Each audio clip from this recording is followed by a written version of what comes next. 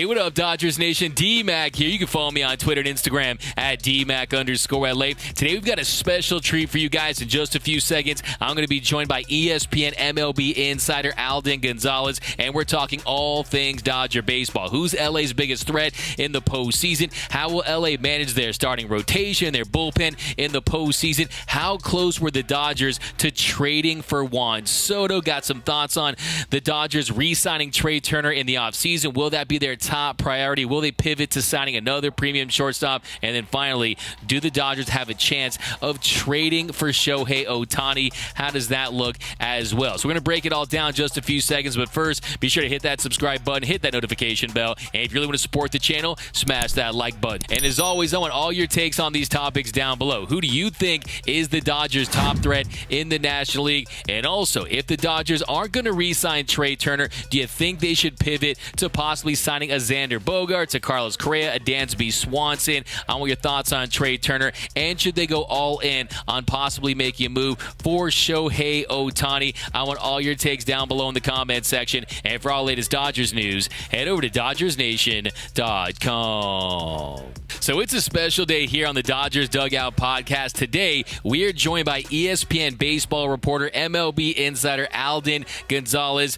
Alden will be joining this weekend's broadcast of ESPN Sunday Night Baseball, along with Carl Ravitch, David Cohn, and Eduardo Perez. The Dodgers, they take on the Padres for Sunday Night Baseball. First pitch is set for 4:08 Pacific. Alden, thanks for rocking with us, my man. Yeah, man. Thanks for having me. I'm excited. Yeah, Alden, we're absolutely thrilled to have you on. But before we get into some of these hard-hitting baseball questions, some of these hot baseball topics, first we have to do the warm-up, a quick rapid-fire question round. Are you down? I think so. I'm a little nervous. Hey, it's nothing crazy. You can say pass to any of these, but let's get right into it. First question, who's your favorite player growing up? Oh, that's easy. Ken Griffey Jr. Ken Griffey Jr., cooler than the other side of the pillow. Look, I don't care if you're a righty or a lefty. You are mimicking that batting stance, that sweet swing, that hat backwards. Love that answer. Next question, favorite baseball movie? Major League, by far. Major League classic. Now, if you were a big leaguer, what would your walk-up song be? I know this. Tears for Fears. Tears for Fears? Nice, nice. But next question, better sound, crack of the bat or pop of the glove? Pop of the glove, because there's nothing more that I like than playing catch. Nice, nice. So you heard Alden. Look, it's play catch, not have a catch. But next question, which is the best ballpark in all of baseball? Wow. T-Mobile Park in Seattle. I've been all 30. So T-Mobile Park, the Seattle Mariners. So there you have it, Mariners fans. It's a good year for you. You're going to make the postseason for the first time since 2001. And Alden Gonzalez says you have the best ballpark in baseball. Now, last question for the rapid-fire warm-up. One at-bat to save your life, and you need a base hit. You can pick any player in the history of baseball. Who are you sending to the plate? Just a hit? Just a hit. Tony Gwynn. Yeah, I love that answer, Tony Gwynn. I still can't get over the fact 434 strikeouts in 20 seasons. Aaron Judge, 501 strikeouts in his first 3 seasons. So, yeah, Tony Gwynn, what an all-time great hitter. But let's dive into some Dodger talk, because the Dodgers, they've been the hottest team in the league for quite some time now. They're sitting at 90-40, a plus 284 run differential. They're on pace to win 112 games, which would just totally obliterate the current franchise record, which is 106 wins. They did that twice, but the New York Mets did make them look human. They did bring them down to earth a little bit. They not only took the recent series, taking 2 out of 3 from the Dodgers, they also took the season series. So my first question for you, Alden, about the Dodgers is, do you think the Mets pose the biggest threat to the Dodgers in the National League, or do you think there's another team out there like the defending champion Braves, or maybe the Cardinals, the Phillies, the Brewers, or the Padres? Who poses the biggest threat to the Dodgers in the NL? It's the Mets. And it's not because of this series. I mean, the Mets won 2 games. One of them, they robbed a home run. And the other one, the last one, the Dodgers were a mess defensively. That's not going to repeat itself in October. I say the Mets because they got Jacob deGrom, they got Max Scherzer. And if they could line up their pitching right for a 7-game series where they maximize the usage of those guys, and they get Edwin Diaz in there to convert 3+ out saves every time they have a lead, that's the advantage right there. It doesn't make them better than them in a 162-game season, but when you whittle the sample size down to a best of 7, dominant starting pitching like that can win. Yeah, that has to be the big fear for Dodger fans, because if they face the Mets, it's likely going to be in the NLCS, because the Mets, they're going to most likely hold on to this division, and if that's the case, they'll be able to set their rotation by having DeGrom and Scherzer at the front of their rotation, and you saw the closer in Edwin Diaz. They have an offense that really kind of reminds me of the Dodgers in a way, the way they grind out at bats and get that pitch count up. So yeah, I'm hoping we see that at New York versus LA NLCS. But next question I have for you is the Dodgers. They have the lowest team ERA in baseball at 2.84. They have allowed the fewest runs in the league at 4.09. But there are some questions with the health of their starting rotation. Tony Gonsolin's injury looked a little worse than they had originally expected. You got some good news today about him starting a throwing program tomorrow. But they, of course, won't have Walker Buehler. Dustin May, he's looked strong in his return. Julio Urias really has been great all year. But should the Dodgers be concerned at all with their starting rotation heading into the postseason? It's interesting, and I've made this point frequently over the last few weeks. The Dodgers, and you rattled off their run differential and their lead and their record and the pace that they have to go on to win a certain amount of games. It's so impressive. I've never seen a team that has dominated a regular season like this, that to me faces so much uncertainty going into October. And I'm not saying that they can't overcome it, but it's very compelling because they have legitimate questions about their pitching. And this was before Tony Gonsolin got hurt. I have questions about the ninth inning with Craig Kimbrell. I'm sure you guys have talked about this as well.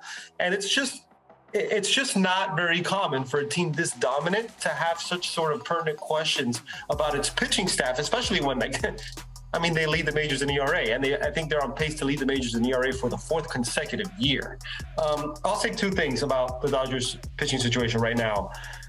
I wonder if they're going to get a little unconventional with their starting pitcher usage in the playoffs, meaning because what they have in their biggest strength pitching-wise is their depth, even with all those injuries. And I wonder if you're going to see a situation where you have some piggyback starting pitchers, maybe a Tyler Anderson, maybe an Andrew Heaney coming in after a Kershaw, after a Dustin May, who's still 15 months removed from Tommy John surgery.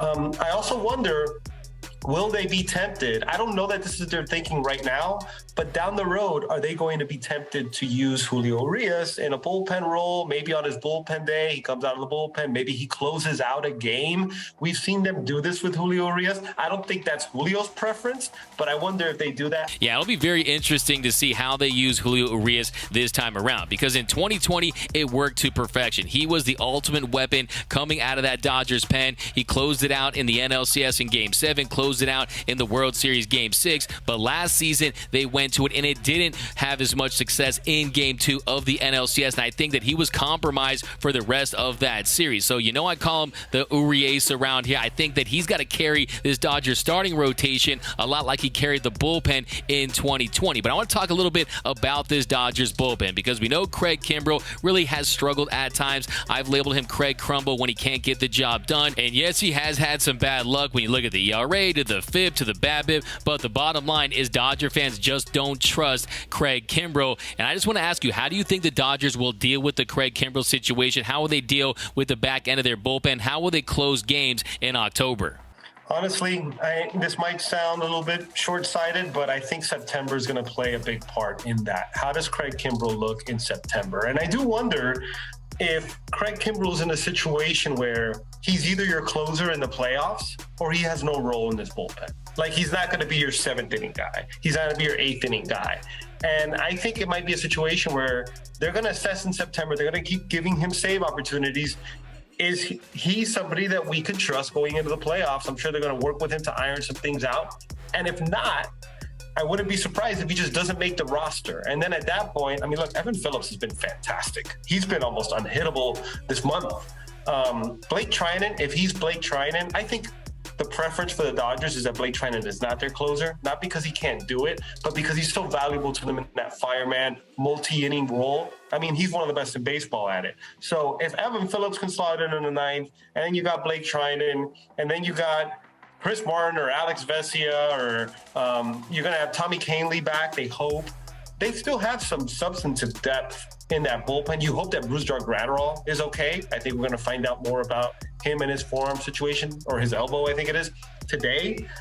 So we'll see about that. But they have depth, and again, Urias, he's the wild card to me. I mean, he deserves to be a starting pitcher. He deserves to be a game one starting pitcher for you in the playoffs. But just given the shape of this pitching staff, do you push him back for game four so that early in playoff series, you could use him in different roles when you need to? I mean, Julio Urias is almost a victim of being good at it. So they use him at it. Yeah, that's an excellent point, Alden, because Julio, he has that slow heartbeat. He has proven that he can get it done out of the bullpen. He has that stuff that will play up in October in high-leverage situations, but I think you got to keep him as an ace, but we'll see what the Dodgers do. I'm sure they'll have things figured out when it gets to that point. But next, I want to switch over to the American League. We know the Yankees, they were the hottest team in baseball for the first 3 months of the season, but then not so much in the second half after the All-Star break, after the trade deadline. I don't know if it's the curse of Joey Gallo or whatever it is, but they just haven't been the same team. But then there's the Houston Astros. They've really been the best team in the American League, the class of the AL. Do you think we're heading for a collision course between the Dodgers and the Astros for this year's Fall Classic? I don't know. It's so hard because once you get into these postseasons, it's just a tournament style and any little thing can swing series. So it's hard. I feel like there's a lot of, I think there's a lot of pretty dominant teams in the American League right now. Like, I think there's a really big separation, but I don't know that there's one team that stands out over all of them. I think maybe you could say the Astros, but they've had some injury issues recently. Justin Verlander might win the Cy Young Award coming off Tommy John surgery at age 39, which is incredible, but he just got hurt. So we'll see about that too. Michael Brantley's a big loss for their lineup. The Yankees don't look great. The Rays keep getting hurt all the time. Nobody in the American League Central impresses me. The Mariners are young. The Blue Jays haven't played to their potential all year. I'm just trying to say there's a lot of questions throughout the American League. I think right now the Astros are the best team. And I think if I had to pick a team right now, especially the way they've handled the Yankees this year, I'm picking the Astros. And I think, of course, it's going to be Dodgers-Astros in 2022. Like, I don't know how fans feel about this. Maybe you could answer this for me. Like, what would that be? Like, it was 5 years ago. Yeah, it was 5 years ago. I think there's really two factions of Dodger fans. Ones that will never let it go. I don't care if it's 5 years or 500 years. They're always going to hate the Astros and feel some hatred about what happened in that 2017 World Series. And then a lot of Dodger fans like, hey, let's move on. The roster has already changed. I just hope that, hey, why don't we just allow for trades and maybe bring Carlos Correa back to the Astros? Let's get the bands back together and have a real rematch. I'm not taking a victory lap. It was my preseason World Series prediction, but it would make for great TV, and I think it'd be great for baseball. And speaking of great for baseball, I think Juan Soto is great for baseball, and I want to ask you about Soto and the Padres, starting with what went down at the MLB trade deadline, because we know the Padres, they ultimately made the move to get Juan Soto from the Nationals, along with Josh Bell, to San Diego. He's under team control for the next 2 seasons after this year, and I want to ask you, we heard the Dodgers were involved in the Soto sweepstakes, but I just want to ask you, how involved were the Dodgers and were they close to landing him? I don't think they were close. I think they were involved. I think they checked in on him. I think they had a package of prospects that they were comfortable parting for Juan Soto. I don't think it was close to matching what the Padres had. I think the Dodgers' role in this ultimately was driving up the price for their competitors, namely the Padres, who they knew that they really wanted Juan Soto, and I think they did it right because, the Nationals pillaged their farm system, and that's as they should. They're giving up a generational talent. I think they would have loved to have gotten Juan Soto. I don't know that it was realistic. I think this was the Padres all the way.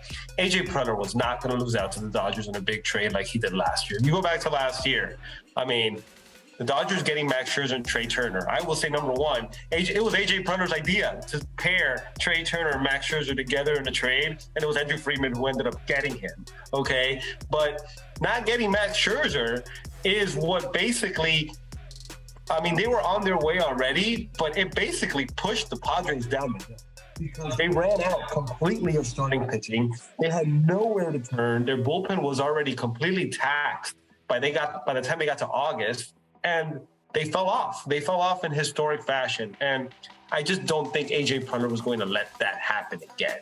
And look, he did his part. As you said, it might be one of the most successful or the most movement we've seen at the trade deadline by one team in terms of star talent coming back. It's up to the players now. And they haven't really performed to their capabilities yet. Juan Soto's been good. Josh Bell, as you said, has turned it on lately. Josh Hader's not been good. This team should be a lot better than it is, and they should do a lot better against the Dodgers, which they haven't. Yeah, when you heard about the Kings' ransom that they wanted for Soto, I just didn't think Andrew Friedman would be willing to part ways with all these top prospects, along with this big league ready talent, maybe a Dustin May or Gavin Lux. I just didn't think that they was going to happen at all. So it's nice to hear that Andrew Friedman was playing a little 3D chess with the Padres. But sticking on the Padres, they played around 500 balls since the trade deadline. They haven't caught fire like they had hoped after making those big moves. And on top of everything else, Fernando Tatis Jr., who was supposed to come back and provide a big lift, he ends up getting suspended for the remainder of the season and heading into the beginning of next season. So my next question for you is, do you think the Padres can still be dangerous in this year's postseason, or do you think they'll have to wait until next year to be considered legitimate contenders? No, I think they're really good now. The problem is they just haven't played to that level yet. But, I mean, look around their team. Like, their lineup was a weak spot going into the year, but I think even without Tatis, when you throw Juan Soto in there, I mean, and then you have Josh Bell and Brandon Drury added to that mix, and the way Machado's been playing, like, that's a good lineup. And yes, you don't have Tatis at shortstop, but defensively with Ha-Seong Kim, someone tell you that might be an upgrade defensively. Now, obviously, the impact with the bat is not there. On the bases, not really there. But look, it's not a net zero. They get better defense, or they get high quality defense there. Their starting rotation is very good. It hasn't really pitched to that level yet, or at least lately, but they have 5 legitimate starting pitchers that you would love to have on your team. And their bullpen is still pretty deep. Josh Hader, for the first 2.5 months of this season, was unhittable. And he's been that for a long time. I don't know what's wrong with him. His velocity is still the same. His spin rates are still the same. It might be a location issue. It might be a mechanical issue, but he just hasn't looked right. You expect him to be better. So, yeah, I think this is a very dangerous team, but they're going to have to play a 3-game wild card series on the road, all 3 games for the first round, because they're not getting the top wild card spot. It's either going to be the Mets or the Braves. That's going to be hard. Yeah, hey, man, that's why I've been telling some Dodger fans, be careful when you troll the Padres, because you just never know what's going to happen in the postseason. Yes, you have Dodger fans calling them the Fraudres or little brother, but we also saw it happen in the 2019 postseason when the wild card Nationals, they beat the Dodgers and went all the way. So you just never know who's going to catch fire. If the Padres are able to have some success against the Braves, they're going to carry a lot of momentum into that Diaz series. So that'll be very interesting to see how their season ends. But I want to go up to 5 a little bit and talk about the Angels. So you cover the Angels for a long time. You're very familiar with that organization. There's been some recent reports that Artie Moreno is seriously exploring the idea of selling the team. Do you think he'll ultimately sell the Angels? Oh, he's going to, yeah. It's not 100%, but it's very likely that, yes, he is going to put the team up for sale. Yes. Wow, that is going to be big, because I still think the Angels are a sleeping giant in Major League Baseball. When you consider their location, when you look at the numbers when they're having success in terms of ratings and attendance, they're a very viable franchise. Orange County, a top 5 largest population of any county in America. And I think if that organization gets into the right hands, they could be dangerous. And that, to me, is going to be a big shift in Major League Baseball, because they have the big stars of Mike Trout, and they also have currently the modern-day Babe Ruth in Shohei Ohtani. And the next question I want to ask you is, yes, it definitely is a process when you sell a franchise. It doesn't happen overnight. But if he is intending to do it, do you think he'll seriously consider trading Ohtani this offseason? That's the one that I'm struggling with. And I've heard different opinions throughout the industry. One is you keep Shohei Ohtani because Shohei Ohtani brings revenue to a team. And Shohei Ohtani's presence elevates the value of a franchise. And I think the difference between him and a Juan Soto type, right? Because Juan Soto was traded with the Nationals being up for sale. Very similar situation is that Shohei Ohtani is so marketable in Japan, and he brings tangible dollars with his advertising and his marketability through Japanese outlets into Angel Stadium. It's very tangible amount of money that is gone out the door as soon as Shohei Ohtani departs, okay? But the other part of it too is, and this is a Juan Soto situation again, if you're an incoming owner, you don't want to be the bad guy who trades Shohei Ohtani, right? And I think given the amount of time it usually takes to resolve a change in ownership, I mean, I don't have any sense for how long this is going to take. But typically, you would think it's going to take through the offseason, right? We're going to get through the offseason, and this is still going to be a process that's ongoing. So you're not going to have clarity there. I think the more likely situation, and it's why nobody really felt like he was going to be traded in before August 2nd, before the deadline, but that the Angels were at the very least soliciting offers just to see what his market looks like. I think the likely scenario is they offer him a mega extension, and he declines it. That's when they go trade him. Like Juan Soto, but they do it in the offseason. Yeah, definitely think from an optics standpoint, that would be the best route to go if you're the Angels. But if I'm an owner that has billions of dollars, I'm saying, hey, keep Shohei on the Angels, and we'll try to negotiate with him. We'll try to keep him in L.A. But, hey, maybe he goes to the other team in Southern California, not named the Padres or the Angels, the Los Angeles Dodgers. We know that Walker Buehler, he's going to miss the entire 2023 season. He won't be back until spring training of 2024. So maybe the Dodgers will look to add another ace to their staff. There were some reports that the Dodgers had made contact with the Angels about the availability of Shohei Ohtani, but I just don't think that Artie Moreno, knowing how he feels about the Dodgers, knowing how competitive he is, that he would ever let Shohei Ohtani go to the Dodgers. But what are your thoughts on that, Alden? Would Artie Moreno ever actually agree to a deal that would send Shohei Ohtani to the Los Angeles Dodgers? I don't think Artie would ever want Shohei Ohtani traded to the Dodgers. And I don't think the last transaction as an owner, I don't think he wants it to be Shohei Ohtani in Los Angeles. So no, I don't think that'll happen. But if the Dodgers blow them out of the water, maybe. Just looking ahead though, I don't see the Dodgers doing that for 1 year of control. They'll probably think, no, we'll wait a year, and then we'll make them a major offer, and then we'll get them. And a lot of people think that the Dodgers are going to get them. Now, I have no idea, right? Like people always say the Dodgers are going to get guys because the Dodgers always get guys. But it's such a weird situation because even thinking through this right now, let's say you make Shohei Ohtani a major offer if you're the Angels and he accepts it. You need to know that the new owner is going to be comfortable operating at these super high payrolls when they're already paying Mike Trout all that money. They're already paying Anthony Rendon all that money. And now Ohtani, 3 top-tier guys. This guy, the new owner's going to have to be Steve Cohen, basically, in order for them to compete because they don't have a farm system. So there's just so many layers to this that honestly, the sooner this ownership situation can get resolved, the better, because that would allow more clarity to seep into the Ohtani situation.